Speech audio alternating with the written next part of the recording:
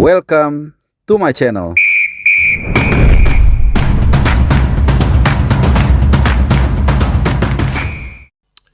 Ya, halo, salam sehat dan juga selamat datang di channel Bung Harpa. Masih dari persiapan Tim Nasional Indonesia yang dalam waktu kurang lebih sebulan lagi akan menghadapi China di Gelora Bung Karno dalam lanjutan matchday ke-9.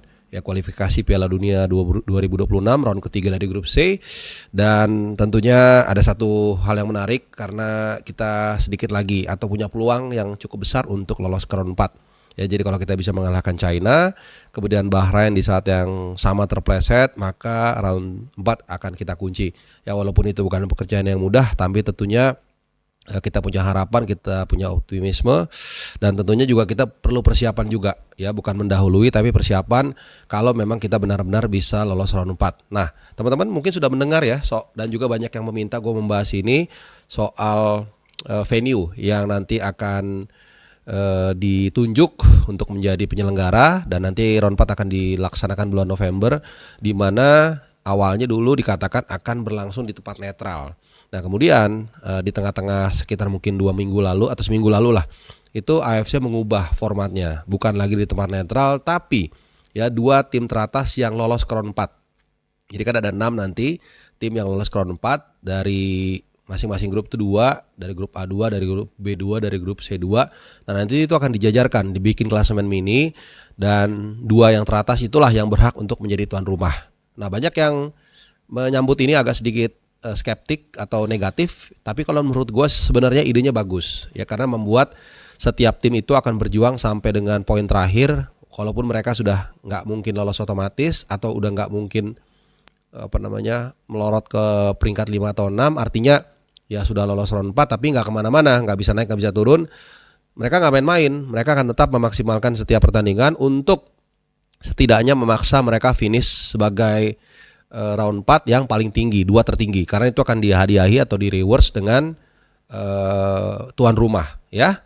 Nah, berdasarkan aturan tersebut maka kita akan melihat ya klasemen sementara yang saat ini didudukan. Jadi klasemen hanya untuk peringkat 3 dan 4 dari 3 grup. Kita bisa lihat di sini ya, nanti mungkin akan gua tarik di mana ya, di sini ya. Di sini road to round 4, klasemen sementara posisi 3 dan 4 AFC qualifiers. Jadi yang tertinggi saat ini masih sangat cair. Nanti akan gua paparkan bagaimana konstelasinya atau mungkin fluktuasi yang mungkin terjadi serta plus minusnya ya, terutama buat yang mau datang nanti ke sana, seperti apa misalnya kayak visa matters-nya atau mungkin penerbangannya dan lain-lain, ini penting ya. Jadi untuk sementara saat ini klasemen mini dipimpin oleh Uni Emirat Arab dengan 13 poin. Kemudian ada Irak dengan 12 poin, lalu Saudi ini satu grup dengan kita 10 poin. Oman, Qatar juga sama 10 poin, lalu kemudian Indonesia ada di posisi buncit dari peringkat 3 dan 4 dari seluruh grup ya. Nah, kita asumsikan dulu ya sebelum nanti gua simulasikan fluktuasinya kalau memang ada perubahan dari tiap grup, karena ini juga bisa berubah ya. Tapi anggaplah kita memakai situasi saat ini. Kalau ini adalah klasemen akhir tidak berubah, maka yang berhak untuk menjadi tuan rumah adalah Uni Emirat Arab, which is kemungkinan besar di Dubai atau mungkin Abu Dhabi, tapi kemungkinan Dubai, dan juga Irak. Nah, Irak dari informasi sumber yang sangat terpercaya yang gua dapatkan, ini kemungkinan besar main di Basrah. Ini orang ini juga ya gue gak usah kasih tahu, orang dalam yang ikut juga waktu kita menghadapi atau kalah dari Irak 5-1 di Basrah di round 2. Ya, alasannya kenapa?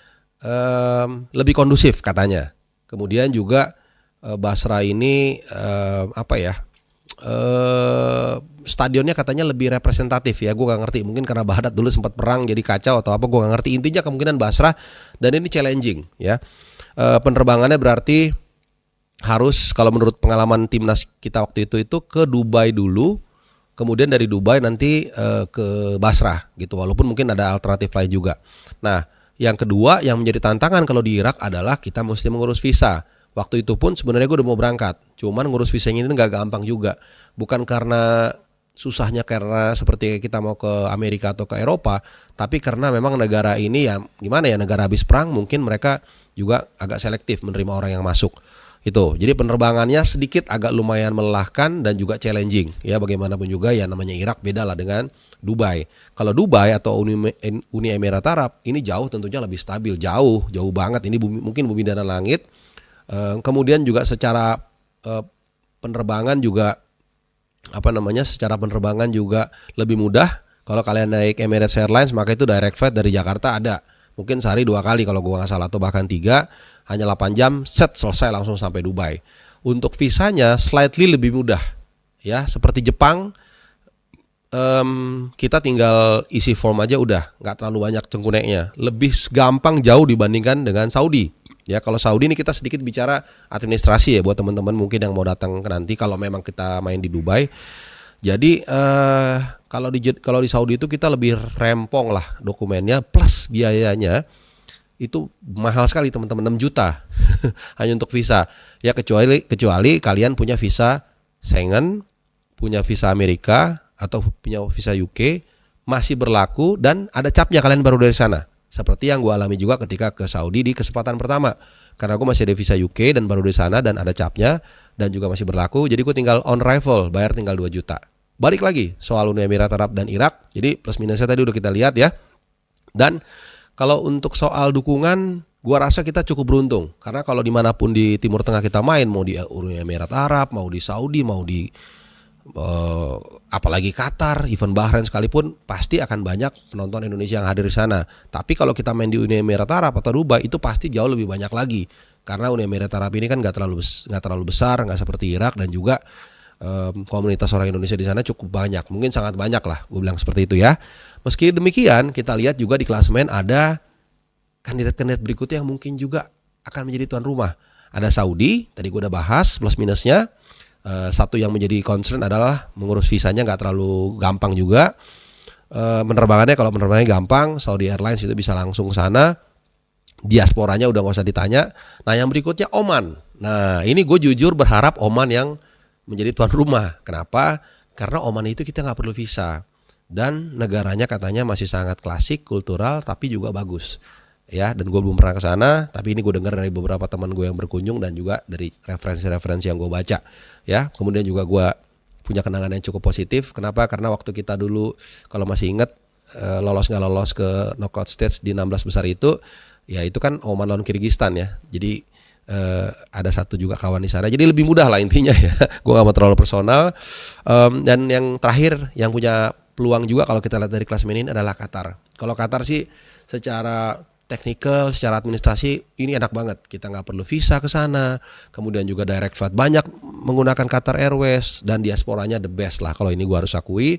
Kotanya juga kecil, pokoknya paling cihuy lah dan kita cukup beruntung di sana. Banyak sekali keberuntungan yang kita dapatkan, terutama ketika kita main di Abdullah bin Khalifah ya. Kalian masih ingat di Piala Asia Senior kita mengalahkan Vietnam di sana dan juga di U23 kita di sana mengalahkan Yordania juga dan juga Australia. Oke. Nah, tapi sedikit sebelum gue tutup, fluktuasi itu masih ada. Ya kita sedikit singgung dari grup A misalnya. Grup A itu yang nggak mungkin nimbrung jadi tuan rumah itu adalah Iran. Iran itu sudah terlalu tinggi, poinnya nggak mungkin akan tergeser jadi jadi peringkat ke, ya mereka udah lolos lah otomatis, jadi udah nggak mungkin ada di sana. Cuman yang mungkin bisa walaupun kecil itu Uzbekistan, bisa melorot dan akhirnya jadi tuan rumah tuh Uzbekistan. Ya kalian bisa lihat klasemennya kecil kemungkinannya tapi masih bisa ya itu. Tapi gue yakin sih kelihatannya 3-4 itu nggak akan jauh-jauh dari UAE atau Qatar gitu ya. Kemudian yang berikutnya dari grup B. Mudah-mudahan gue udah sajikan dari tadi. Nah, ini Korsel juga punya peluang juga kalau mereka lengah.